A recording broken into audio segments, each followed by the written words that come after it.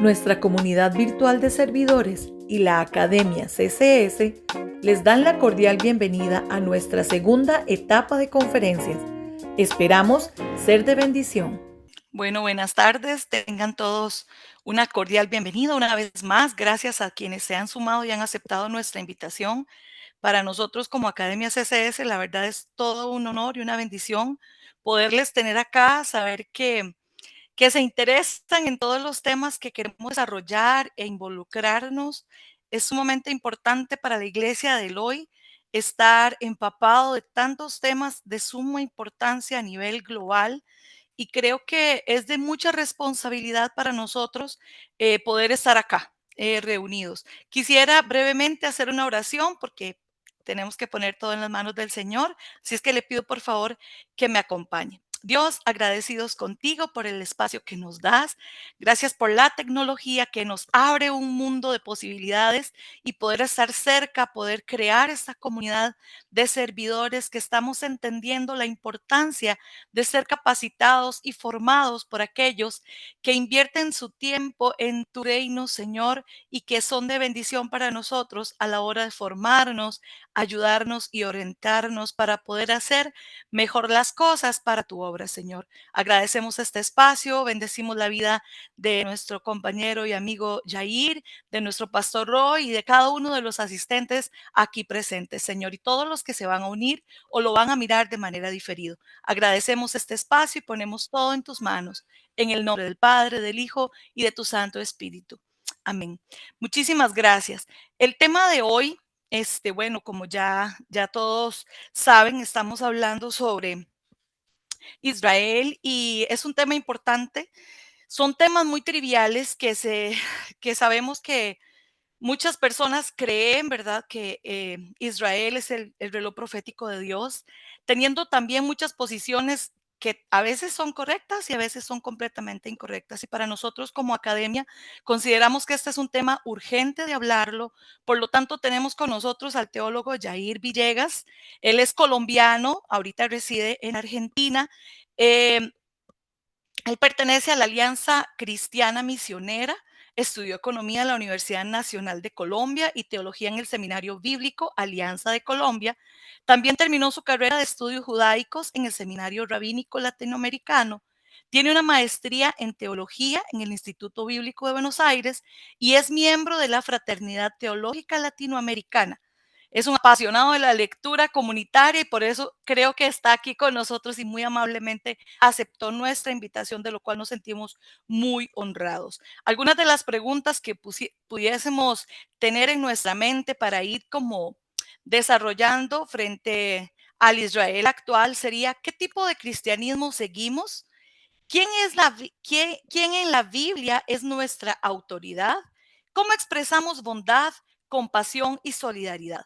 Creo que son temas para reflexionar y aquí abrimos un amplio espacio para que usted también tenga la libertad de poder ir fragmentando o creando sus propias preguntas conforme se va desarrollando. Al final de la ponencia vamos a tener un espacio de consultas, así es que igual, si usted le va surgiendo alguna pregunta, pues lo puede hacer en el chat ahí de la reunión y le vamos posteriormente a dar lectura. Así es que sin más preámbulos, muchísimas gracias a todos una vez más y con nosotros el teólogo Jair Betancourt. Un honor, Jair. Gracias y bienvenido. Bueno, muchas gracias, estimada Kaylin, muchas gracias, Pastor Roy, también por la invitación. Muchas gracias, Edesio, por la sugerencia. Y muchas gracias a todos ustedes por, acompañarnos, ¿no? En este tiempo, en este espacio, para hablar de un tema que dudosamente y de forma imposible abordaremos, dudosamente llegaremos a terminar y de forma imposible abordaremos en el espacio de no más de una hora, ¿no? Esto es algo muy amplio, con muchísimos matices para mirar, pero trataremos al menos de tener un acercamiento, una aproximación que sea creería yo, obviamente según mi criterio, que sea saludable para la iglesia, ¿no? Quizás después se puede hacer algo mucho más profundo, pero que por lo menos lo que veamos acá sea como al menos un disparador, ¿no? O sea, no podremos ir a cosas muy profundas porque la cuestión es hay muchos tecnicismos y muchos detalles y muchas cosas que han ocurrido en todos esos años a partir en el Israel, digamos, histórico a partir del nacimiento del cristianismo hacia acá. Digo de ahí para acá porque se supone que antes del nacimiento del cristianismo, quizás por ahí como cristianos tendríamos que manejarlo un poquito más. No obstante, a veces las miradas, por más que manejemos el tema, a veces las miradas no son muy potables, que digamos, ¿no? Y entonces, bueno, mi idea el título tiene que ver con una pregunta retórica, ¿no? Que ya se responde por sí misma. ¿Es Israel el pueblo de Dios? Ya es una pregunta que yo creo que ustedes ya van respondiendo sin antes haber visto lo que vamos a tratar acá. Eso por un lado, pero la otra idea es que al menos yo, y bueno, seguramente hay muchos pastores también, y por supuesto el hermano Soto, Roy Soto me comentaba, digamos, el gran aumento de lo que se llama, el gran crecimiento de lo que se llama, o que conocemos como el sionismo cristiano, ¿no? Que es algo que ha penetrado en los últimos años en muchos sectores de iglesias evangélicas particularmente, y que realmente yo lo miro con mucha preocupación, ¿no?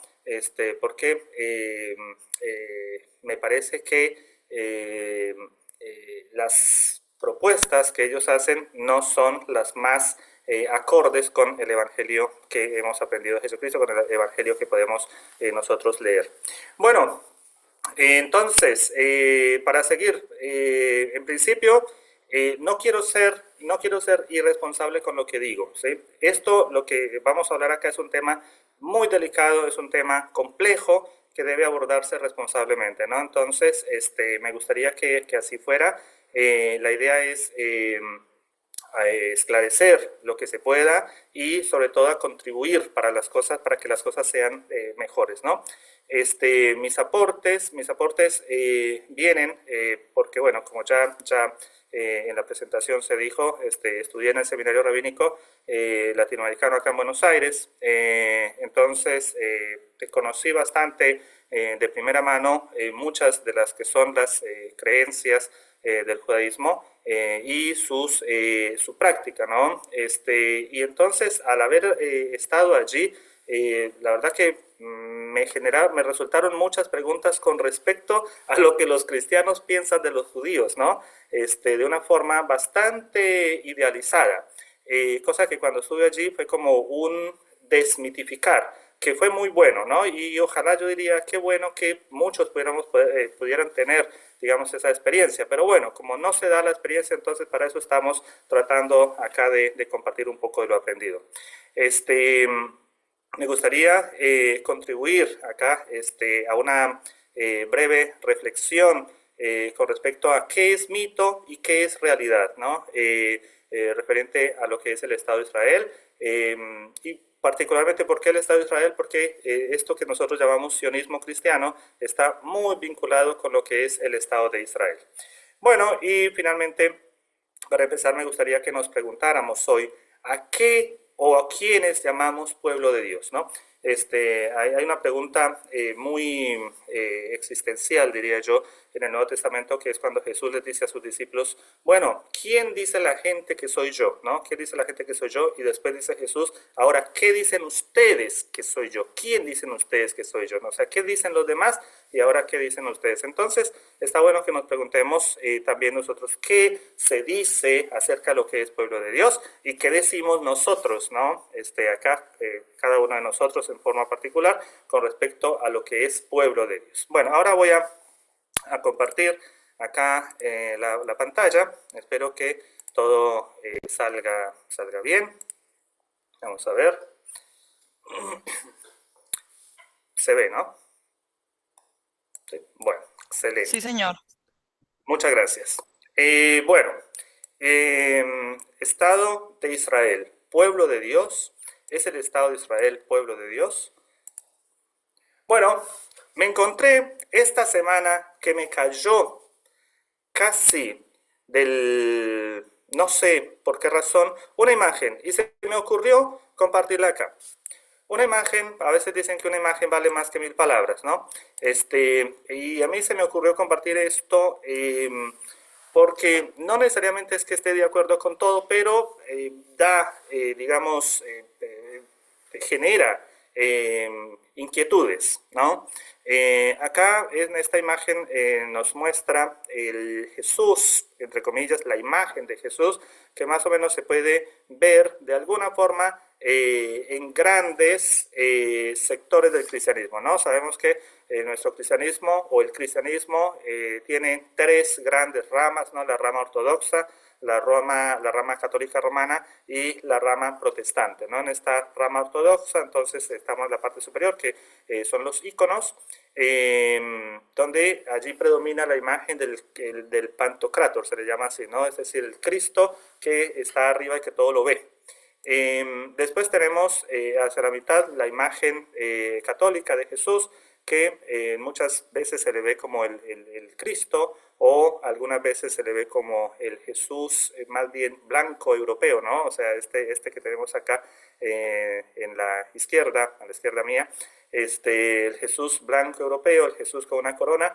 Y bueno, ese es el Jesús que nos acompañó durante muchos años en Occidente, pero finalmente apareció otro Jesús, otra imagen de Jesús, ¿no? Perdón, otra imagen de Jesús que es bastante polémica, que no vamos a decir que es la mayoritaria dentro de los protestantes, por supuesto que no, pero es una imagen al interior del protestantismo. Y a esto es lo que, por esto me llamó la atención, ¿no? Un Jesús cubierto por una capa de Estados Unidos con la bandera de Israel. Esto porque obviamente hay esta conexión entre lo que es Estados Unidos e Israel y toda esta cuestión allí, y bueno, todo el protestantismo, digamos, o cierto sector del protestantismo de Estados Unidos que hace estos vínculos y apoya a los Estados Unidos y apoya al Estado de Israel y sacan plata y mandan y oran, etcétera, etcétera. Entonces podemos ver allí o la imagen de un Jesús que es un Jesús sionista, ¿no? Bueno, pero más allá de esa imagen, que es una imagen inquietante, una imagen que la verdad que no me gusta, pero que de alguna forma impacta, ¿no? Impacta. Por eso quise compartirla acá. No es que esté de acuerdo, como dije, no es que esté de acuerdo con todo lo que representa, pero sí la idea es hacer ver algo que está bueno que en alguna forma nos cause ciertas preguntas. Bueno, justificación. ¿Por qué hablar de este tema? ¿No? Hay una preocupante visión idealizada del Estado de Israel, ¿no? En gran parte del mundo evangélico latinoamericano. Esta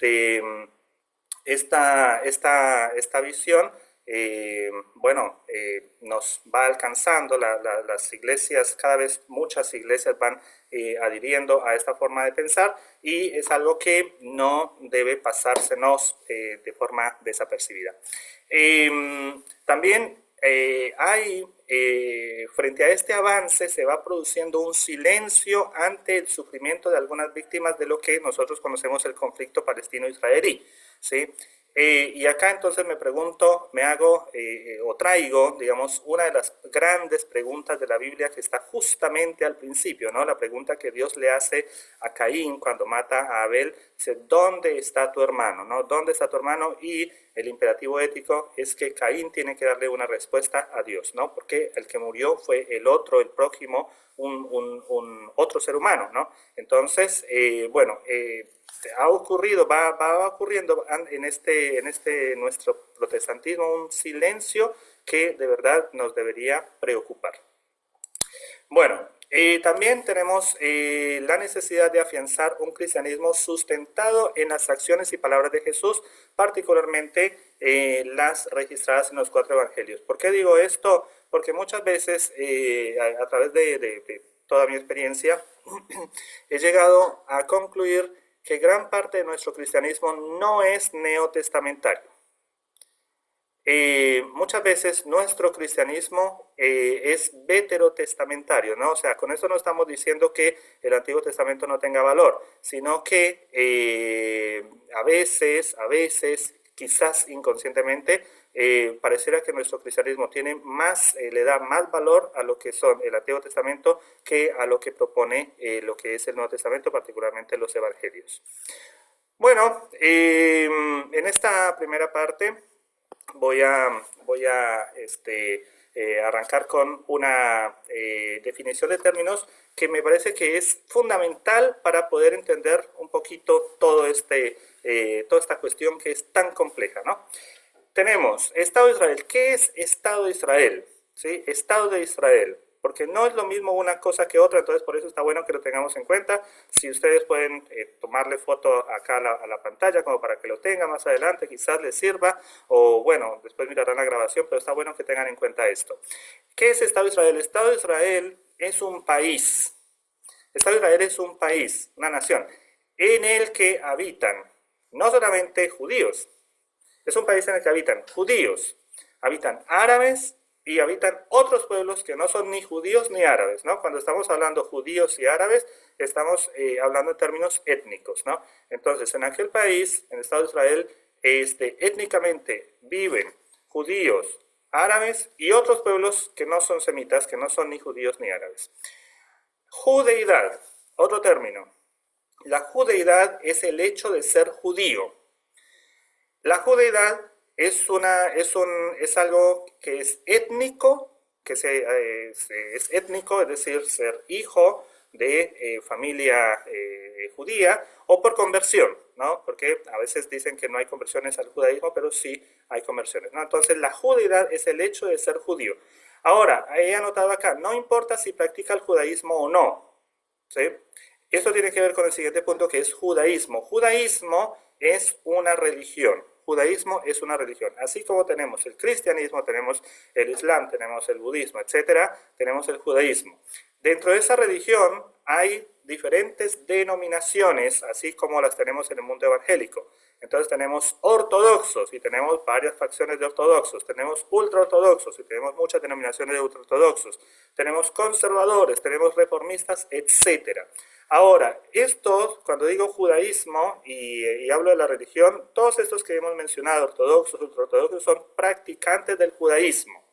Ahora, todos los judíos, es decir, todos los de la judeidad, ¿practican el judaísmo? La respuesta es no. La respuesta es no. Muchos de los judíos no son religiosos. Gran parte de los judíos son ateos. ¿Sí? Muchos de los judíos viven, por ejemplo, en el Estado de Israel, pero lo viven en términos de laicidad. Lo viven como en un país, pero no practican la religión judía. No son judíos y muchos de esos, una gran parte, son ateos.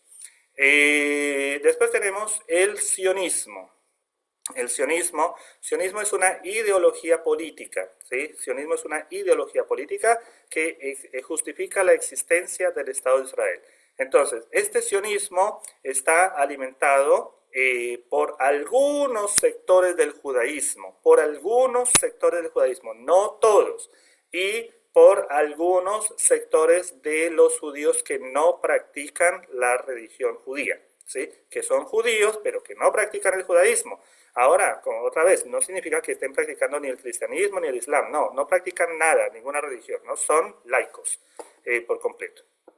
Ahora, antisemitismo. Antisemitismo es un término que se ha usado mucho, que seguramente acá todos estaremos familiarizados con esto. El antisemitismo es la hostilidad ideológica y racial contra los judíos, ¿sí? No contra el judaísmo, sino contra la judeidad, o sea, contra el hecho de ser judío. El antisemitismo fue lo que se aplicó, digamos, en Europa en la época de la Shoah. La Shoah es lo que se le conoce comúnmente como holocausto, pero el término más adecuado es la Shoah.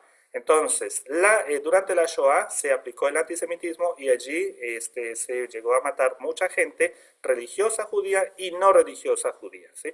Es decir, se atacó la judeidad. Y después tenemos otro término que es el mesianismo. Perdón. El mesianismo es una corriente religiosa sionista, ¿no? Es decir, que está a favor de la existencia del Estado de Israel, mayoritariamente no judía. Esta corriente religiosa es mayoritariamente no judía, que adhiere a la práctica de judaísmo y al mismo tiempo reconoce a Jesús como el Mesías, ¿no? Entonces, gran parte de esta gente es gente no judía que proviene de muchas iglesias evangélicas y que busca es la práctica del judaísmo, pero reconociendo a Jesús como el Mesías. Bueno, de algunos datos estadísticos como para mirar rápidamente, espero no aburrir con esto. Al 31 de diciembre del 2021 la población de Israel era de 9,5 millones prácticamente, de los cuales el 73% eran judíos, el 21% eran árabes y otros eran el 5%, ¿no? Entonces tenemos allí 73% judío, es decir, un estado es un estado que no es 100% judío, ¿no? Sino con un porcentaje de judíos y otro porcentaje de árabes. Esto estamos hablando étnicamente hablando. Acá está la fuente donde se puede encontrar esta información con estos números, son datos oficiales.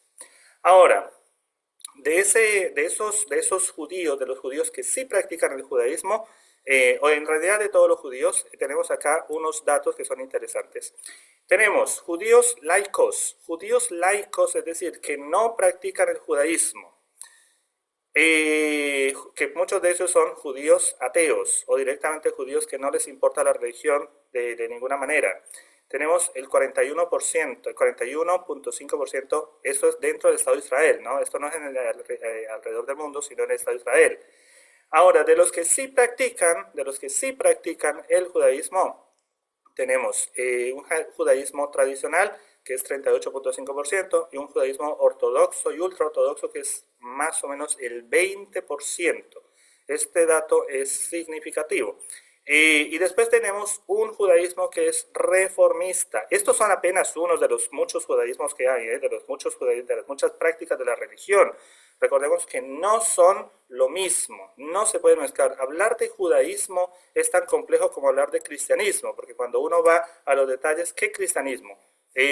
Católico, evangélico, ¿no? Y si es, digamos, protestante, y si es protestante, ¿cuál? El luterano, el pentecostal, y si es el pentecostal, ¿cuál? El tradicional, el carismático. Bueno, es decir, tan complejo como el mundo evangélico es, así lo mismo es el mundo judío en la práctica de su religión, ¿no? Y eso estamos hablando de este 60% de lo que es los judíos de Israel, ¿no? O sea, dentro de ese 60% hay multiplicidad de formas de practicar la religión y muchas veces, como nos pasa a los evangélicos, se van a decir unos a otros que la práctica respectiva del otro no es válida, no es la mejor.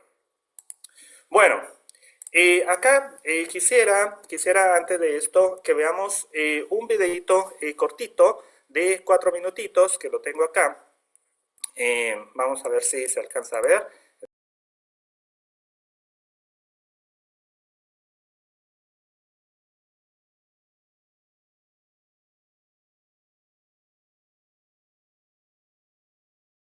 Una situación en la que el creciente número de judíos ortodoxos y ultraortodoxos, de ciertos sectores de los ortodoxos y ultraortodoxos, resulta ser preocupante para el Estado de Israel. ¿Por qué? Porque estos judíos no aceptan la autoridad del Estado de Israel, creen que el Estado de Israel es un Estado maldito, ¿sí? Creen que es un Estado maldito, creen que es un Estado que no viene de Dios. ¿Por qué? ¿Por qué razón? Porque para ellos, para estos grupos ortodoxos y ultraortodoxos, el verdadero Estado de Israel tiene que ser fundado por el Mesías que todavía no ha venido, digamos, según la creencia judía, ¿no? Entonces, directamente lo consideran un Estado maldito. Es decir, ¿esto por qué? Porque claro, estamos hablando de sionismo, y cuando hablamos de sionismo cristiano y toda esta cuestión, se piensa que se está apoyando a todos los judíos, que todos los judíos tienen la misma posición con respecto al Estado de Israel, etcétera, etcétera, y resulta que eso no es así. La idea es que justamente tengamos en cuenta estos datos para formar nuestras posiciones, ¿no? ¿Qué es el Estado de Israel y qué no es? Es un Estado que se rige según los principios de un Estado moderno, valga la redundancia. ¿Sí? Se rige según los principios de un Estado moderno, es decir, que tiene su constitución, que tiene sus ministerios, que tiene sus cosas, es decir, es un Estado moderno. Cuando digo es un Estado moderno, no significa que es algo que Dios puso acá, sino que es un Estado como cualquier otro. Es decir, obviamente en el sentido de que tiene sus diferencias y tiene sus similitudes con todos los demás. Es un Estado que se fundó como laico. Ya vamos a ver un poquito de aquello. Esto significa que a pesar de que los religiosos estaban allí presentes, los religiosos no fueron tenidos en cuenta para escribir palabras, digamos, en la Declaración de Independencia del Estado de Israel. Es un Estado por naturaleza pluricultural, así lo determina también su carta fundacional, aunque ha habido intentos de proclamarlo como un Estado judío. Ya esto hace poquito hubo una gran polémica dentro de Israel porque se pretendía que el Estado de Israel, porque ahora se llama Estado de Israel, ¿no? Medinat Israel en hebreo. Bueno, no querían cambiar el nombre y en vez de que se llamara Estado de Israel, querían ponerlo Estado Judío de Israel, ¿no? O sea, cosa que atenta contra toda la gente que vive dentro del Estado, ¿no? O sea, damos por sentado que los que viven por fuera del Estado, es decir, por ejemplo, los palestinos y todos los demás, ya tienen problema con Israel. Ahora, esto acá sería agravar el problema sobre todos los no judíos, sobre todos los no judíos que vivieran dentro del Estado de Israel. El Estado de Israel no es sinónimo de judaísmo ni de judeidad. El Estado de Israel no es sinónimo de judaísmo ni de judeidad. Es un Estado que no todos los judíos aceptan, ¿sí? Como lo hemos visto. Es uno de los grandes negociadores de armas a nivel mundial, incluso con poder nuclear. Este dato en particular nos tendría que llamar mucho la atención como evangélicos. ¿Por qué razón? Porque tendríamos que preguntarnos honestamente, con honestidad, con una mano en el corazón, ¿qué pensamos nosotros de la guerra? ¿Qué pensamos nosotros del armamentismo? ¿Qué pensamos nosotros, digamos, de la violencia y de todas estas cosas a las cuales a veces no decimos nada porque seguramente lo vemos como naturalizado? Pero justamente creo que el Evangelio nos invita a preguntarnos, ¿qué pasa con esto? ¿Cuál es nuestra posición de nosotros como cristianos y como iglesias frente a este tipo de cosas, ¿no? Cuando vemos un Estado que es uno de los grandes negociadores de armas, entendiendo que las armas tienen un propósito, ¿no? Algunos van a decir defensa, pero en esa defensa las armas también matan, ¿no? Que justamente para eso, y matan a seres humanos, ¿no? Entonces, es un problema, es un gran problema que también tenemos que mirar como cristianos, particularmente en el siglo XXI, cuando pensábamos que ya la cuestión de las guerras se habían quedado atrás. Segunda Guerra Mundial, dijimos, no, eso ya, listo, superadas las guerras, no va a haber nada más. Y bueno, estamos en el siglo XXI y así estamos. Bueno, el Estado de Israel es un Estado que tiene un gran prontuario de víctimas en su haber, ¿sí? ¿Cómo podemos nosotros involucrar banderas del Estado de Israel en nuestras iglesias cuando, por ejemplo, existe una gran cantidad de víctimas, miles de personas que han muerto? Del otro lado, acá no estamos desconociendo que también en Israel ha habido víctimas, por supuesto que las ha habido, ¿no? Y no son menos importantes que todas las demás. Sin embargo, para veces en los movimientos sionistas cristianos pareciera ser que las únicas víctimas rescatables son las víctimas del Estado de Israel y no las víctimas del otro lado, que son las víctimas palestinas. Es un Estado que no se rige por principios cristianos, ¿sí? Y entonces me pregunto, ¿acaso existe algún Estado que se rija por principios cristianos? No hay ninguno, ¿no? El hecho que mencionen a Dios no significa que tenga principios cristianos ni que se rija de acuerdo al Evangelio. El Estado de Israel no es ni se autopercibe como pueblo de Dios, no es ni se autopercibe como pueblo de Dios. De hecho, cuando, por ejemplo, uno le pregunta a muchos judíos con respecto al pueblo elegido, es algo que es ofensivo para ellos, ¿no? Es ofensivo esto de que sean vistos como pueblo de Dios, porque dicen, esta idea de pueblo de Dios fue la que nos llevó a muchas guerras y dolores a través de estos 2000 años. Ahora, Declaración de Independencia. Me gustaría que leamos esto solamente como para tener saborear un poquito qué fue lo que se dijo en la Declaración de Independencia en el año 1948, 14 de mayo de 1948, es decir, el día de ayer. Ayer fue 14 de mayo de 2024. Bueno, ayer se conmemoraron los 76 años de la proclamación de independencia de Israel y hoy 15 de mayo, se conmemora lo que es la Nakba. La Nakba es decir, la tragedia palestina. Es decir, todo lo que ocurrió a partir de la creación del Estado de Israel. Dice, Eretz Israel. Eretz Israel significa la tierra de Israel en hebreo, ¿no? La tierra de Israel, Eretz Israel, fue la cuna del pueblo judío. Aquí se forjó su identidad espiritual, religiosa y nacional. Aquí logró por primera vez su soberanía, creando valores culturales de significado nacional y universal, y legó al mundo el eterno libro de los libros. Es muy interesante porque la Declaración de Independencia de Israel se va a negar a pronunciar palabras que tengan que ver con religión. Entonces, no va a decir Biblia, no va a decir que legó al mundo la Torá ni la Biblia, sino que va a decir que se interprete como se quiera interpretar eso, ¿no? Bueno, después en otro párrafo más adelante va a decir, el Estado de Israel permanecerá abierto a la inmigración judía y el crisol de las diásporas. Promoverá el desarrollo del país para el beneficio de todos sus habitantes. Estará basado en los principios de libertad, justicia y paz a la luz de las enseñanzas de los profetas de Israel. Lo he subrayado porque esto es importantísimo, lo vamos a ver en un segundo. ¿Qué es esto? Asegurará la completa igualdad de derechos políticos y sociales a todos sus habitantes, sin diferencia de credo, raza o sexo. Garantizará libertad de cultos, conciencia, idioma, educación y cultura. Salvaguardará los lugares santos de todas las religiones y será fiel a los principios de la Carta de las Naciones Unidas, cosa que no se ha cumplido, ¿no? Porque existen determinaciones de las Naciones Unidas, obligaciones frente a de las Naciones Unidas que comprometen a Israel y el Estado se niega a cumplirlas. Bueno, después dice, hacia el final, dice, hacemos un llamado a todo el pueblo judío en la diáspora para que se congregue en torno a los judíos de Eretz Israel, es decir, del país de Israel, y los secunde en las tareas de inmigración y construcción, y estén juntos en la gran lucha por la materialización del sueño milenario que es la redención de Israel. La redención de Israel para los judíos que creen en el Estado de Israel, para los judíos sionistas. La redención de Israel empezó en el año 1948.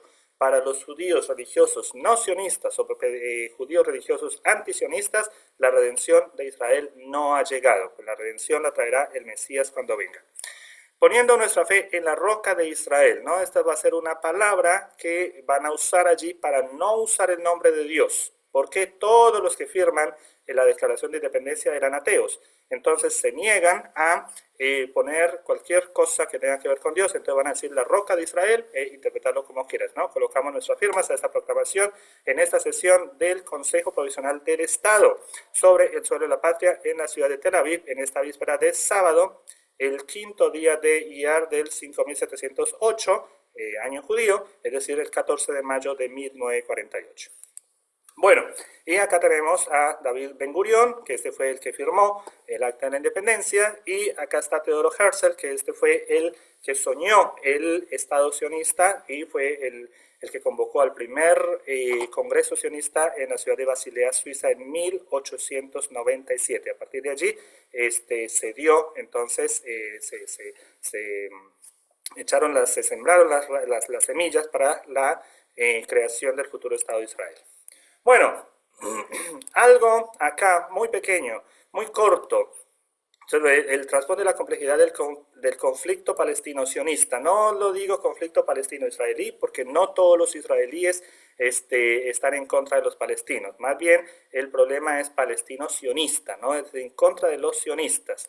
Bueno, tenemos 2000 años de antisemitismo que no pueden ser ignorados, ¿sí? Fueron 2000 años en que los judíos vivieron yendo y viniendo por Europa, muchas veces fueron expulsados, fueron perseguidos, fueron asesinados en masa, fueron obligados a convertirse al cristianismo, fueron víctimas de las malas lenguas, ¿no? O sea, de la animosidad, etcétera, etcétera. Bueno, hay que tener en cuenta que fueron 2000 años de odio que se fue sumando, que es un odio a la sociedad, en gran parte fue un odio a la sociedad cristiana, ¿no? Porque para ellos el cristianismo fue el que les generó todo eso. Bueno, ese odio se acumuló, tanto que a veces hoy es difícil hablar con muchos judíos porque no quieren saber nada de los cristianos, ¿no? Bueno, tenemos a la margen de estos 2000 años de antisemitismo que sufrieron los judíos en Europa, también tenemos cientos de años de presencia palestina en Eretz Israel, ¿no? En el país de Israel. Esta presencia palestina es musulmana y cristiana, porque decimos palestinos, no, lo palestino no es una religión, ¿no? Lo palestino son los habitantes de lo que, por ejemplo, sería la Franja de Gaza y Cisjordania. La gran parte de estos habitantes son musulmanes y otros son cristianos. Cuando decimos cristianos, generalmente son cristianos ortodoxos, muchos de ellos cristianos católicos y algunos cristianos protestantes también. Bueno, después de la creación del Estado de Israel, hay falta de acuerdos que todas las partes respeten, ¿sí? ¿Cuál fue lo que se estipuló en las Naciones Unidas para cuando se formó el Estado de Israel? Es que tenían que existir dos estados, el Estado judío y el Estado palestino. Tenían que ser dos estados en los cuales tendrían que repartirse la tierra. Bueno, ¿qué pasó? Los palestinos consideraron que los judíos que llegaban eran unos impostores, unos invasores, porque poco a poco los judíos fueron comprando sus tierras, pero el problema no era que compraran sus tierras, sino que al ir comprando tierras y al ir aumentando la cantidad de tierras, comenzaron a decir que los palestinos eran los que ya no tenían derecho de vivir en aquella tierra, ¿no?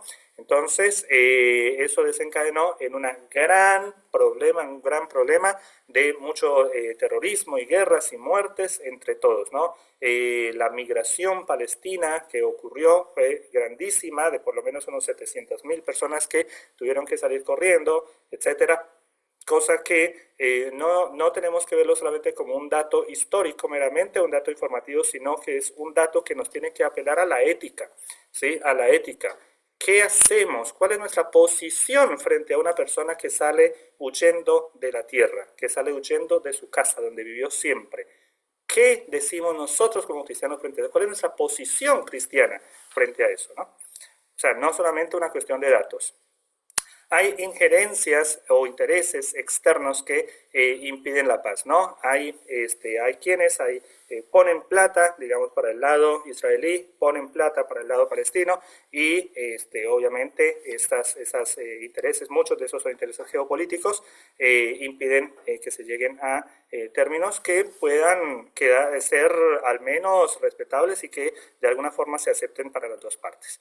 Hay víctimas de ambos lados, no solamente hay víctimas israelíes, también hay víctimas palestinas y las víctimas se suman por miles, cosa que tampoco debe quedarnos a nosotros en un solo dato. No todos son buenos, no todos son malos, no toda la gente, porque esto es una generalización de decir Israel los buenos, palestinos los malos. No, esto no es así. Creo que, como dice el Evangelio, que esto no sea así entre nosotros, que no pensemos ni digamos este tipo de cosas. Ahora, una mirada cristiana a partir de los Evangelios. Voy a tratar de hacer esto un poquito rápido para que podamos luego dialogar algunas cosas. Bueno, en la Declaración de Independencia decía que querían fundar el Estado de Israel de acuerdo a la visión de los antiguos profetas. Entonces, este Ben Gurión, es David Ben Gurión, el que firma la Declaración de Independencia, va a considerar que los profetas son unos forjadores de un destino.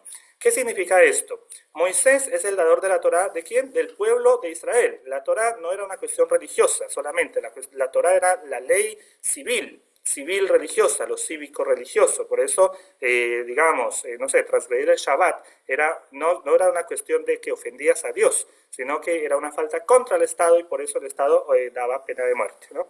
Entonces, Moisés es el gran profeta, es fundador, es el creador de la Torá.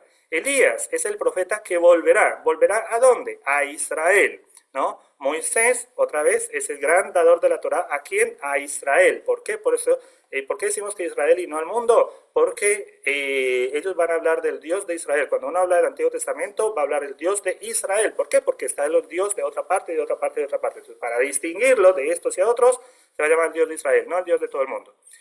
En el segundo Isaías, que es entre los capítulos 45, creo, hasta el 55 de Isaías,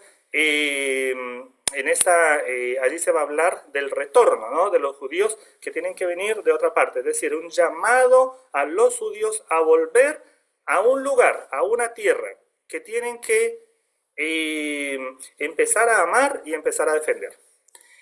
El profeta Zacarías es el profeta del Mesías, ¿no? Hacia el final va a hablar, ¿no? Inclusive va a hablar de Belén también, de cómo el monte de los Olivos, de la venida del Mesías, tan explícitamente no, porque la idea de Mesías todavía no se había desarrollado, pero sí se decía que Dios iba a ser el gran Salvador. Y otros profetas que hablaban de la restauración de Israel. Ok, entonces todos estos profetas son los que van a inspirar a David Ben Gurión, que era un ateo, pero conocía bastante bien las escrituras, de modo que decía, nuestros antepasados quieren que nosotros vivamos acá.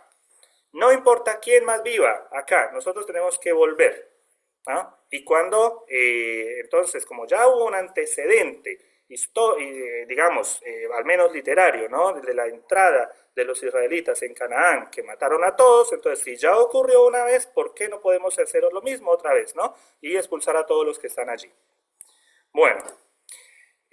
Tenemos un par de versículos que no los voy a leer, pero estos sí se los voy a dejar a ustedes para que los lean en casa. Miqueas 4, del 1 al 3, ¿no? Que va a hablar de esta idea del Jerusalén como el centro del mundo, ¿no? De los postreros tiempos. Y entonces esto es parte de esa predicación sionista evangélica, ¿no? Que toma estos versículos y los trae y los quiere, digamos, aplicar y vivir hoy, ¿no? Entonces, sus ideas se basan en estos versículos. También, por ejemplo, acá, hacia el final de Zacarías, dice, en aquellos días acontecerá que 10 hombres de las naciones de toda lengua tomarán del manto a un judío diciendo, iremos con vosotros, porque hemos oído que Dios está con vosotros, ¿no? Entonces hay una esperanza de decir, Dios está con nosotros, dicen los judíos, Dios está con nosotros, todos los demás pueblos nos van a admirar. Entonces los sionistas cristianos van a decir, nosotros somos el cumplimiento de aquellas profecías. Bueno, pero bueno, eso era, digamos, el Antiguo Testamento. Ahora, ¿qué tenemos en la época del Segundo Templo? Tenemos que Israel se forma de varias maneras, y acá menciono solamente 3, ¿no? El aspecto étnico, que ya tiene una base bíblica en Esdras 9, del 1 al 2, donde se habla de la expulsión, digamos, de las mujeres moabitas, y eso porque han entrado a contaminar la raza santa. Acá dice el linaje santo, en hebreo Sera Akodesh. La raza santa. Entonces hay una idea étnica allí que quiero que lo vayamos pensando, porque esto es lo que tenemos que contrastar con el Nuevo Testamento, ¿no? Porque en el Nuevo Testamento el mensaje no es étnico. Va a haber nacionalismo judío que prontamente se va a traducir en mesianismos, ¿no? Mesianismos que van a querer defender, por ejemplo, a Judea de la presencia romana, por ejemplo. Bueno, el cristianismo no adhiere a esto. Tenemos religión y cultura, ¿no? Tenemos una religión judía con un montón de prácticas, por ejemplo, lavado de manos, prácticas con respecto a purezas y impurezas, todas esas cosas son cuestiones de religión y cultura propios, con lo cual el cristianismo tampoco tiene que ver. Bueno, ahora, ¿qué cristianismo predicamos y en qué Dios creemos? ¿Será nuestro cristianismo un cristianismo que hunde sus bases en el Antiguo Testamento, que se levanta sobre el Antiguo Testamento? Siendo que en el Antiguo Testamento, por ejemplo, encontramos situaciones como justificación de la guerra y la violencia. ¿Sí? Dice, Dios mandó a matar a todos en Amalek, ¿no? Religión centrada en Jerusalén y el templo. Y quiero que todas estas cosas las pensemos con respecto y en contraste con el Nuevo Testamento, ¿no? Es una religión centrada en Jerusalén y el templo. ¿Será que Jesús quería que el cristianismo, bueno, digamos los que forman el cristianismo estarían pensando en esto, en una centralización? Hay una idea de dominación sobre los no judíos, ¿no? Que proviene ya desde el Antiguo Testamento. Ellos quieren ser superiores a todos los demás, dominarlos, porque, claro, Dios los ha llamado, decían ellos en ese momento, a ser cabeza y no cola. Predominio de la teología de la retribución, es decir, si nos hicieron mal, hay que pagar mal, ¿no? Pagar mal por mal, de alguna manera. Aparece una denominación para Dios que no aparece en el Nuevo Testamento, la denominación Jehová de los ejércitos, ¿no? O sea, un Jehová guerrero de la guerra, que no le importa que la gente muera o que o que manda a matar, ¿no? Acá, que es como lo que dice lo último, Dios que ordena la destrucción de los enemigos. Ahora, con respecto al Nuevo Testamento, ¿qué decimos con respecto al pueblo de Dios? Pueblo de Dios son los que anuncian las virtudes del mensaje de Jesucristo. Entonces, ¿será el pueblo de Israel un pueblo, una nación que anuncia las virtudes del mensaje de Jesucristo, de acuerdo, por ejemplo, 1 Pedro 2, del 9 al 10? El cristianismo también, en palabras de Jesús, nos insta a la defensa de los vulnerables, ¿no? ¿Qué nos invita Jesús a hacer hoy? ¿A qué posición tener, por ejemplo, con respecto a todas estas personas que son bombardeadas, por ejemplo, en la actualidad, en estos días, por ejemplo, en la franja de Gaza? ¿Qué decimos cristianamente frente a eso? ¿Qué diría Jesús? ¿Cómo leemos a partir de los evangelios esa situación que ocurre allá? ¿Cómo podemos nosotros poner en nuestras iglesias banderas de un país que hace esto frente a los vulnerables, ¿no? Y dejo Mateo 25 para que lo podamos leer después. El amor de Dios es sobre buenos y malos, nos dice el Sermón del Monte.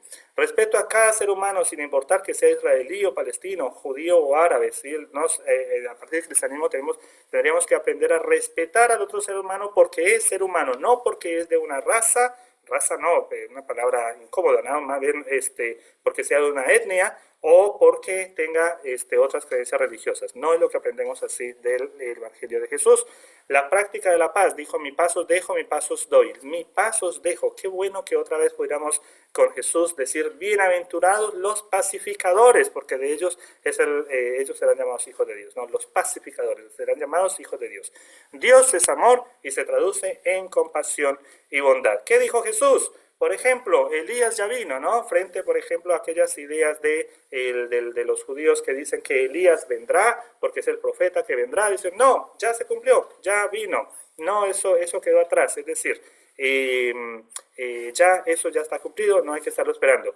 Oíste que fue dicho, pero yo os digo. ¿Qué significa esto? Si en la antigüedad, por ejemplo, se dijo Dios de los ejércitos o Jehová de los ejércitos, ahora podemos hablar del Dios de paz, como por ejemplo lo habla varias veces el apóstol Pablo en las cartas que escribe, ¿no? El Dios de paz del Nuevo Testamento versus el Jehová de los ejércitos del Antiguo Testamento. Ni en este monte ni en Jerusalén. ¿Qué dice Jesús con esto, no? Cuando es la samaritana, dice otra, no es ni a esto ni es aquello. Lo importante es adorar a Jesús, a Dios, en espíritu y en verdad. Es decir, no es cuestión de que si nos tenemos que poner de parte de los judíos o de parte de los palestinos, ¿no? No es ni en este monte ni en Jerusalén, es para todos, el amor es para todos. Al final, cuando Jesús está en el Getsemaní, dice, basta, guarda la espada. Guarda la espada, ¿por qué? Porque no es la voluntad de Jesús la cuestión armada, que se nos promueve, por ejemplo, a partir de la existencia de Israel, y no os corresponde a vosotros saber los tiempos y las sazones, ¿no? Cuando dice en el capítulo 1 de Hechos. Es decir, no, la idea acá es no abordar la cuestión de Israel desde un punto de vista escatológico. La escatología, yo sé que a veces tiene mucha interés, produce mucho interés en el mundo evangélico. Sin embargo, este versículo nos dice de alguna forma, decir, cuidado cuando nos ponemos a indagar con respecto a cosas futuras, ¿no? Cuidado, porque no es lo que nos corresponde. Bueno, ahora, termino con esto. Cuando se cumplió el tiempo en que él había de ser recibido arriba, afirmó su rostro para ir a Jerusalén y envió mensajeros delante de él, los cuales fueron y entraron a una aldea de los samaritanos para hacerle preparativos. Mas no le recibieron porque su aspecto era como de ir a Jerusalén. Viendo eso, sus discípulos, Jacobo y Juan, dijeron, Señor, ¿quieres que mandemos que descienda fuego del cielo como hizo Elías y los consuma? Entonces Jesús, volviéndose, los reprendió diciendo, vosotros no sabéis de qué espíritu sois, porque el Hijo del Hombre no ha venido para perder las almas de los hombres, sino para salvarlas, y se fueron a otra aldea, ¿no? Es decir, ¿cuál es nuestra posición? ¿Cuál es nuestra posición frente a las víctimas de la guerra? ¿Qué evangelio nosotros predicamos? ¿Qué es lo que nosotros anunciamos, ¿no?, en nuestras iglesias? ¿Por qué tendríamos que poner una bandera en nuestras iglesias, por ejemplo, quizás abriéndole las puertas a unos, pero cerrándoselas a otros? ¿Por qué razón? ¿No? Y sobre todo poniéndonos en el lugar de las personas inocentes que todos los días mueren. Yo creo que mueren en aquel lugar, ¿no? Yo creo que a veces cuando uno no ha tenido, digamos, la experiencia de guerra, es muy fácil por ahí ignorar o justificar determinadas acciones. Pero me parece que no es nuestro propósito como cristianos, no es nuestra idea como cristianos justificar, por ejemplo, lo que es la existencia de la guerra, la existencia de ignorar al vulnerable, ignorar el que sufre, ¿no? O sea, pensemos que no todos son buenos, no todos son malos, ¿no? Habrá en Palestina, por ejemplo, algunas personas terroristas y eso, pero no todos son terroristas, ¿no? Y eso es lo que tenemos que tener en cuenta nosotros, ¿no? No todos allí son terroristas y teniendo que, por ejemplo, cuando se hacen estas retaliaciones abarcan a todos. No importa, mujeres, niños, jóvenes, ancianos, sin distinción, sin distinción. ¿Y qué hacemos nosotros? ¿Aplaudiremos nosotros el lanzamiento de bombas? ¿Sí? ¿Creeremos que un Estado que lance bombas y mate a personas inocentes es un Estado que puede ser llamado pueblo de Dios? Bueno, dejo esa pregunta y paro de compartir. Y entonces les dejo las palabras a ustedes.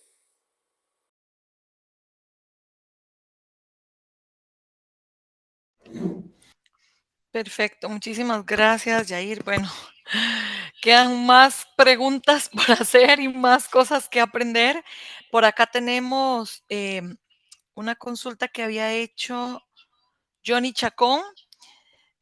Para usted, ¿el término sionismo es equiparable a la existencia del Estado político de Israel?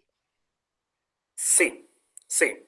Ahí el sionismo aparece primeramente político, ¿sí? Lo que se propuso en 1897 en el primer Congreso Sionista, se llama así, Congreso Sionista, es una idea justamente de crear un Estado de Israel, y allí se propusieron al menos 4 lugares, ¿no? Se propuso, por ejemplo, que fuera en Siberia. Se propuso, por ejemplo, que fuera en Uganda, en el centro de África. Se propuso, por ejemplo, que fuera en la Patagonia, al sur de la Argentina. Y se propuso, por ejemplo, que fuera en Israel.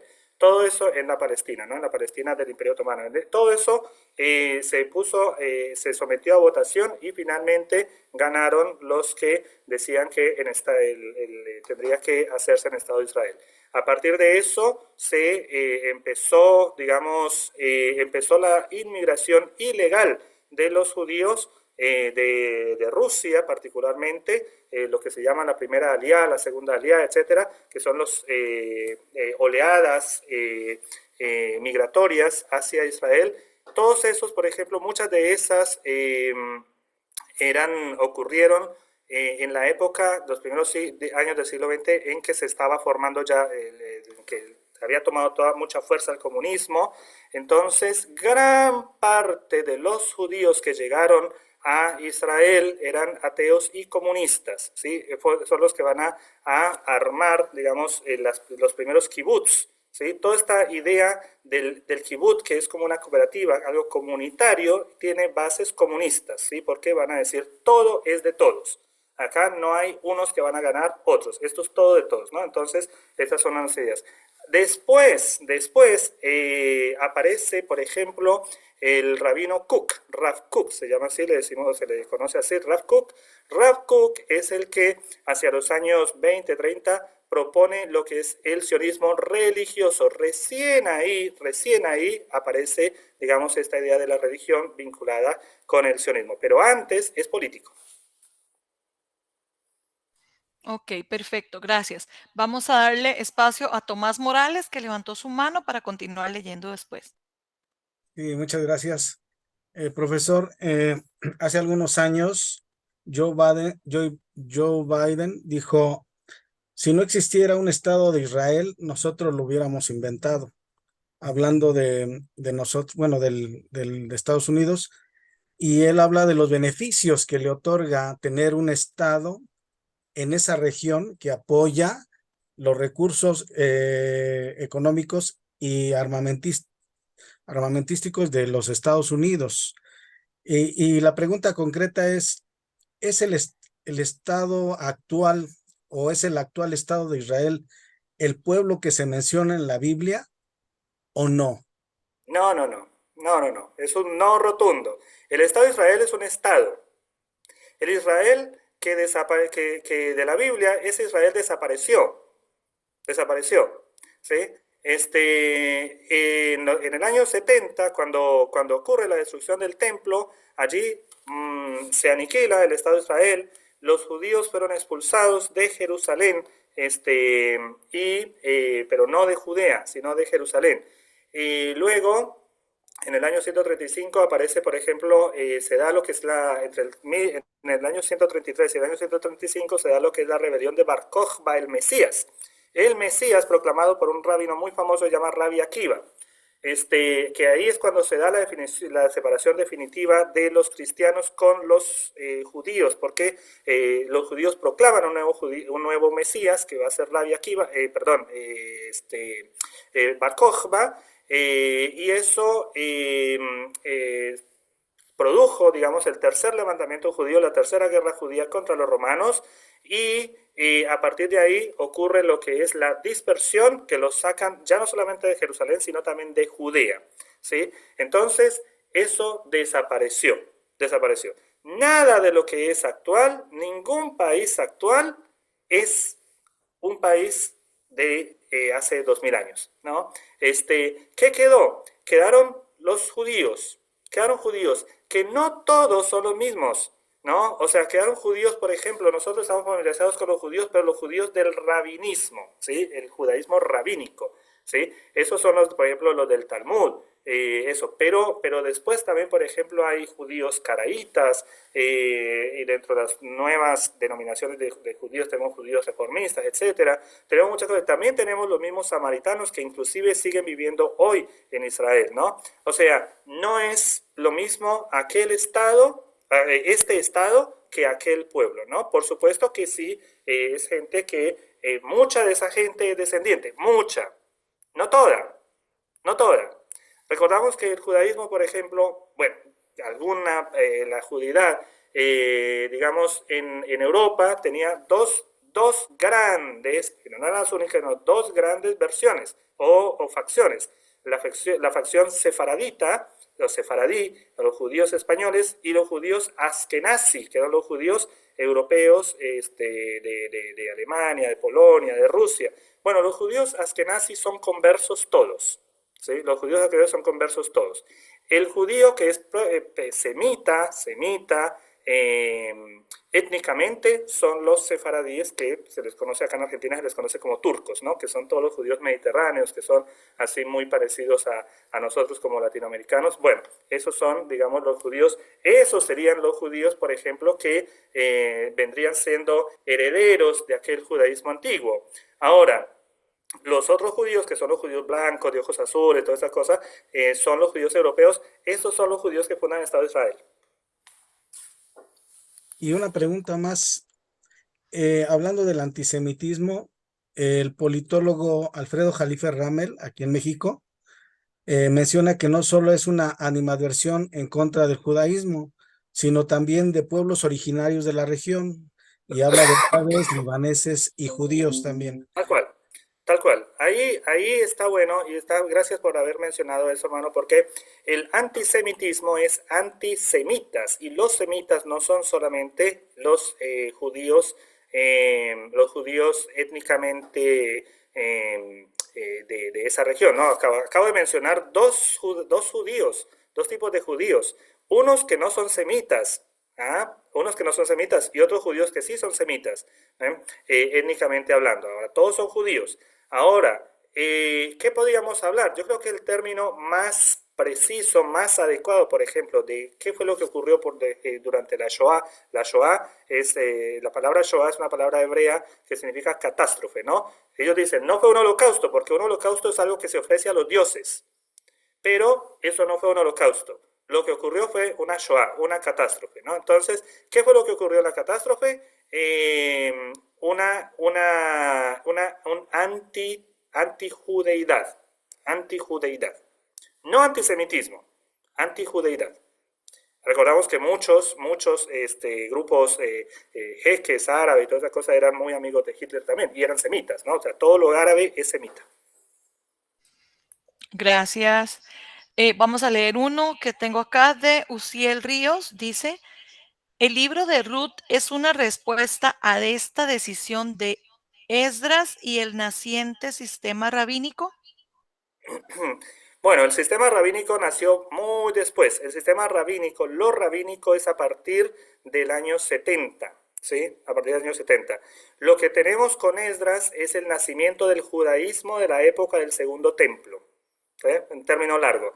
Judaísmo de la época del Segundo Templo, que es diferente a la religión judaica o la religión de los judaítas del Antiguo Testamento antes de la expulsión o del destierro a Babilonia. Ellos allá, antes del destierro, practicaban otra religión, ¿no? Yavismo, la religión yavista, ¿no? Una religión étnica, era solamente de Judá y de algunas partes de Israel, ¿no? Entonces, después de eso, vienen, se establecen, cuando regresan de Babilonia, hacen una expulsión de todo lo que no sea judío, porque van a decir, nosotros no vamos a compartir con nadie. Y entonces aparece el libro de Esther, y no solamente el libro de Esther, el libro de Ruth. Aparece como el libro de Ruth como una respuesta a eso, ¿no? Decir, no, eso. También tenemos, por ejemplo, el tercer Isaías, por ejemplo, el capítulo 56, creo que de Isaías, cuando va a decir que los eunucos también pueden entrar al templo y los extranjeros también pueden entrar al templo. Cuando en la determinación de Esdras era que nadie de esa gente podía entrar al templo porque el templo iba a ser algo exclusivamente para judíos y para nadie más. Gracias. Marvin Arias, por favor.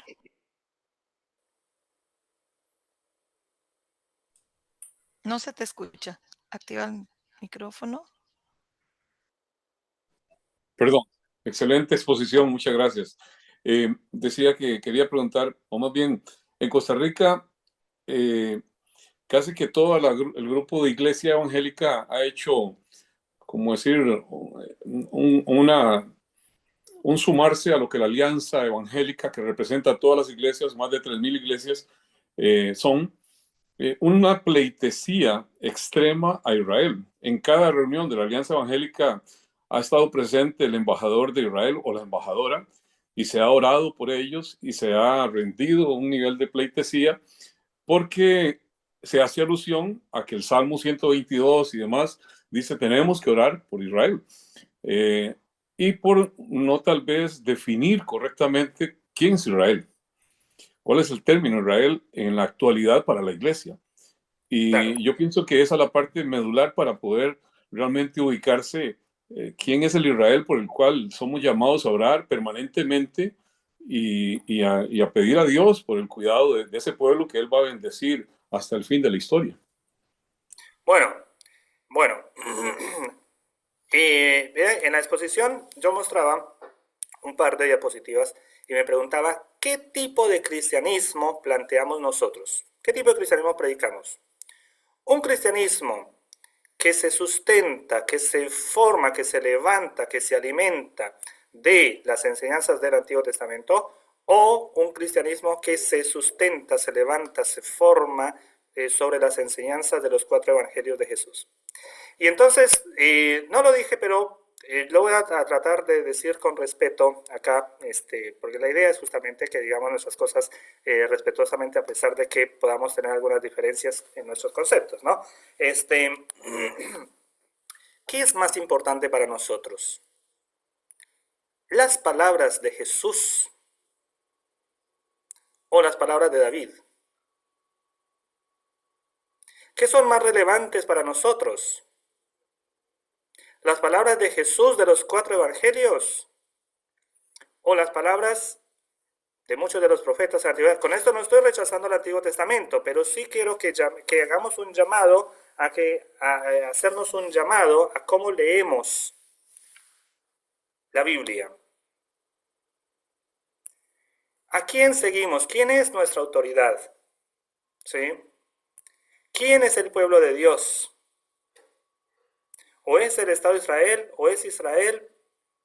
¿O el pueblo de Dios es el grupo de personas llamadas a compartir las virtudes de aquel que nos llamó a su luz admirable?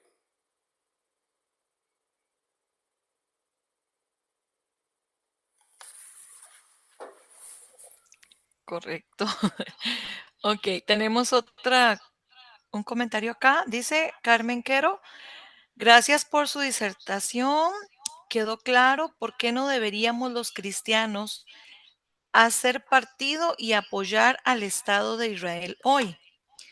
Tienen su entender motivos por los cuales adherir o no a la causa palestina, porque no se ve neutralidad en los grupos cristianos.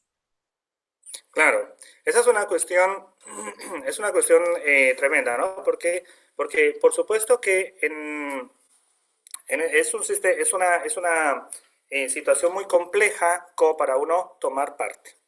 Ahora, para tomar parte por uno o por otro, pero lo que a mí me parece, lo que yo sí estoy convencido de lo que sí debemos tomar parte es los sufrientes, las víctimas. ¿Dónde está tu hermano? ¿Dónde está tu hermano? Porque yo creo que hemos caído en una cuestión de que unos sí son hermanos y otros ya no son hermanos. El israelí o el judío, lo que sea, ese es hermano. El palestino no es hermano. Ahí esta cuestión subyace. No se dice así, por supuesto, nadie va a decir así, pero es la idea que subyace, ¿no? Hay víctimas que son más valiosas que otras. Si mueren israelíes que no tendría por qué morir en una guerra o en lo que sea, no tendría, por un ataque terrorista, o sea, eso no tiene que existir. Pero a veces eso nos resulta mucho más doloroso que, por ejemplo, el hecho de que caigan bombas sobre las personas inocentes. Yo no sé si ustedes han podido seguir un poco el conflicto, este último que se desató desde el año pasado para acá. Y cuando uno mira aquello, uno dice, ¿dónde está Jesús? ¿Quién es Jesús? Y entonces, yo les invito que de alguna forma leamos, estaba en las presentaciones, leamos Mateo 25 al final. La última parte de Mateo 25, cuando habla el tiempo final, que se presentarán delante de Dios, delante de Jesús en el juicio final, no cristianos e israelíes, no cristianos y árabes o palestinos, no palestinos e israelíes, sino dos grupos a los cuales a unos los va a llamar ovejas y a otros cabritos. Y entonces me llama la atención, fíjense, que dice que había un grupo de personas a los que se les llama ovejas, pero que no se sabían, no se veían a sí mismos como ovejas. Y entonces resulta que se sorprenden cuando el rey les dice, venid benditos de mi Padre. ¿Por qué razón? Porque tuve hambre y me disteis de comer, tuve sed, me disteis de beber, estuve desnudo, me vestisteis, fui forastero, me recibisteis, estuve en la cárcel y me visitasteis, estuve enfermo y vinisteis a mí. Y entonces esas personas que no sabían que estaban haciendo aquello para la gracia, para la gloria de Dios, dicen, Señor, ¿cómo? ¿Cuándo te vimos de esta forma? Y entonces, ¿qué dijo Jesús? Yo estaba en el rostro de aquellas personas. Yo era esas personas. Por cuanto lo hicisteis a esas personas, a mí me lo hicisteis. Y esas personas, esas víctimas, no eran víctimas de una religión, no eran víctimas, eran seres humanos. El que tiene hambre, y el que tiene sed, el que no tiene lo que sea. Y entonces hoy lo contextualizo, el que huye de la guerra. Ese es Jesús. No es Jesús el que manda el rocket, el arma para matar. Jesús se nos presenta en el rostro del niño que sale corriendo aterrorizado porque explotó una bomba y no entiende por qué. Ahí está Jesús. Y yo no estoy tomando, no estoy haciendo una cuestión partidaria. Esto será o en Palestina y en cualquier parte donde haya guerra. ¿Dónde está Jesús? ¿Dónde vemos a Jesús? ¿Qué Jesús predicamos? ¿Qué Jesús entendemos? ¿Qué entendemos de Dios? Si es Dios, el Jehová de los ejércitos, que manda a Samuel a matar a todos los amalecitas con mujeres, niños y todo lo demás, ¿o es el Dios de paz que nos plantea el apóstol Pablo, el Dios del amor? Y recordando toda esa sección allí que dice, el que no ama no ha conocido a Dios porque Dios es amor. Versículo que antes se escuchaba mucho en las iglesias evangélicas, después terminó no escuchándose tanto, ¿no? Me parecía a mí. Gracias. Vamos a hacer una última pregunta.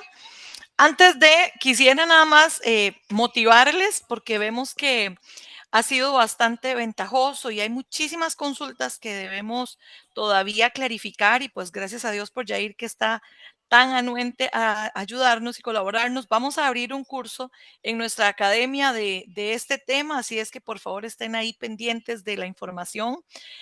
Voy a leer una última pregunta. Dice, ¿se justifica esta simpatía con el Estado de Israel, con la creencia escatológica de Israel como reloj de Dios? Bueno,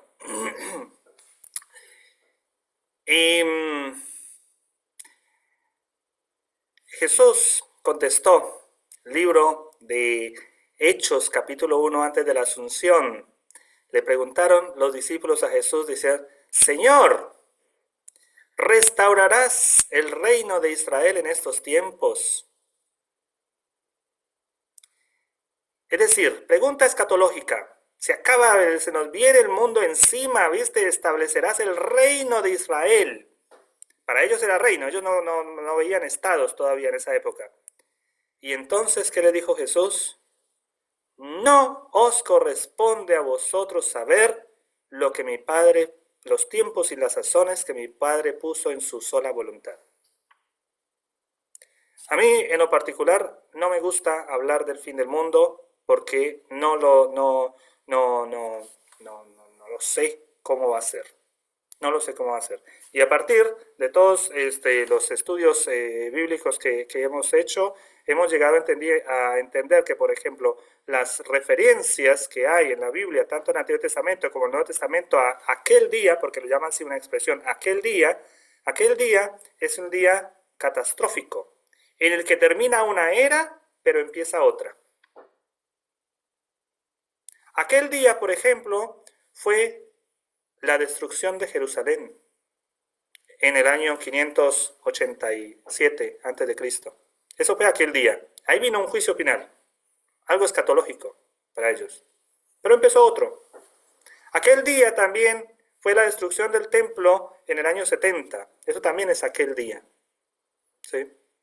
Aquel día es cada vez que hay una catástrofe y termina algo, pero se empieza algo más. ¿No? No lo tenemos así al final del Apocalipsis. Dice, se empieza algo más. Vuelve otra vez a estar la tierra y todo lo demás. Sigue. ¿Sí? O sea, no hay una cuestión muy así. Hay que entender también el sentido simbólico de las palabras de la Biblia, que por ejemplo nos dan expresiones como estas, ¿no? Y esta es la idea del reloj de Dios, que no está en la Biblia, pero que por alguna forma empezamos, no sé por qué, a creer que era Israel el que nos da las ideas de la llegada del Mesías. ¿Sí? Pero me parece a mí que lo que nos tiene a nosotros que ser nuestra luz es la verdad de los 4 evangelios. Lo que nos digan los evangelios con respecto al mundo, con respecto a Israel mismo.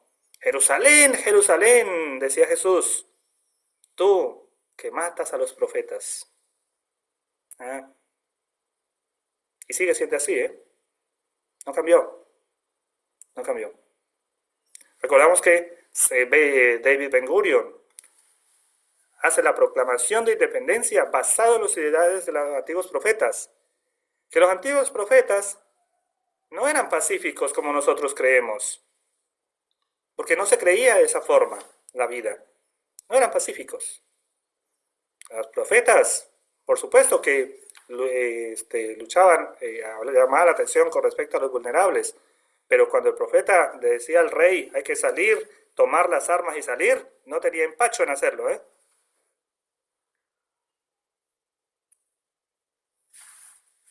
Yo quisiera acotar nada más, Jair, gracias, de verdad que es magistral lo que acabas de decir, o la forma en la que nos has provocado las neuronas, ¿verdad? Porque yo quizá un poco más radical en algunas frases, este tema de Israel, pueblo de Dios, reloj de Dios, desata un terrorismo evangélico tan despiadado en las congregaciones y bueno, está de más decir que en muchas congregaciones se levanta la bandera de Israel, ¿verdad? Como declaración incluso de fe, ¿verdad? Al margen de todas las desgracias que este pueblo también es propicia. Pero bueno, aquí hay alguna gente que está diciendo que quieren la conferencia, el link. Nosotros, y en esto quiero ser profundamente honesto, esto es totalmente gratuito para ustedes, desde nuestra academia de la Iglesia Shalom. ¿Qué es lo único que estamos pidiendo? Sea parte de los grupos y no para venderle nada, porque los que tienen conmigo desde 3 años saben que nunca les hemos vendido nada.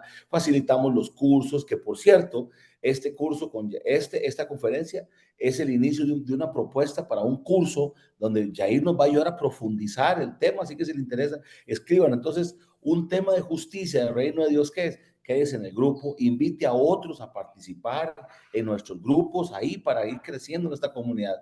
La Academia CCS por muchos años y Shalom son 10, casi 20 años facilitando recursos gratuitos a la pastoral latinoamericana. Así es que un tema de gratitud es eso. Todos los que son parte de nuestros grupos van a tener el video, el link para que descarguen esto y podamos estar rumeando, ese término, rumeando, sacándole juguito a esto. Me quedo con usted, Yair, y con Kelly. Muchas gracias. Muchas gracias, pastor. La verdad que Muchas gracias a todos. muy agradecidos, de verdad.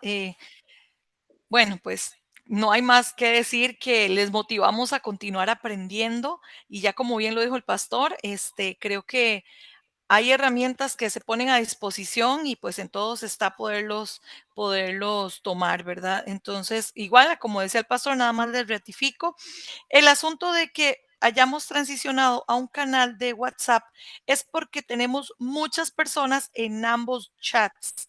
Entonces, a veces se torna un poco tedioso o perdemos quizá gente porque no está la información fluida. Entonces, ahora WhatsApp creó un canal, entonces ahí mismo posteamos todo, tenemos toda la información y ya gracias a Dios esta semana logramos poder hacer nuestro canal de YouTube propio de la comunidad virtual de servidores, donde estaremos posteando todas las conferencias. Entonces, los materiales que nos brinden los conferencistas los entregaremos a través del canal. Igual vamos a permanecer con los chats, pero va a ser el prioritario, va a ser el canal. Y luego crearemos los enlaces para que ustedes puedan ver cuantas veces usted quiera las conferencias de manera diferida. Así es que, pues yo creo que estamos tratando de brindarles el mejor servicio, conociendo el tiempo de cada uno de ustedes y reconociendo de verdad que estén interesadísimos en seguirnos acompañando, y por supuesto que seguimos soñando y creando para que Dios siga manifestándose en cada uno de nosotros y poder seguir creciendo. Así es que nada más les motivo para nuestro siguiente encuentro. El tema será abuso espiritual. Lo va a dar una experta, Lina Fernández, desde Colombia.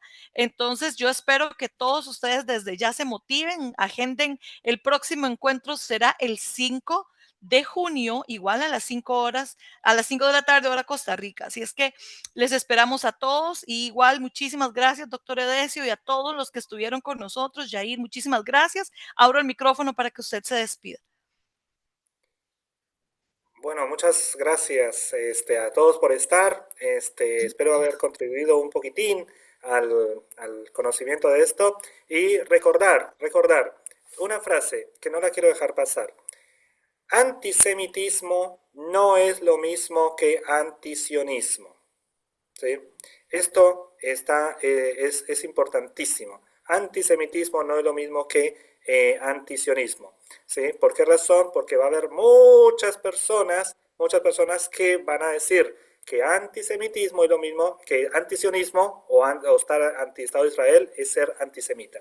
Entonces, esa es una gran falacia y ojalá no caigamos en ella. Muchas gracias por estar.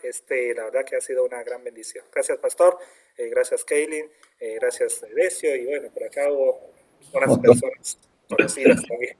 Gracias, Yair. Un abrazo hasta Buenos Aires, un abrazote. Y ya saben, a todos, escríbanos y armamos un curso que nos beneficie a todas las partes y vamos a seguir creciendo. Gracias.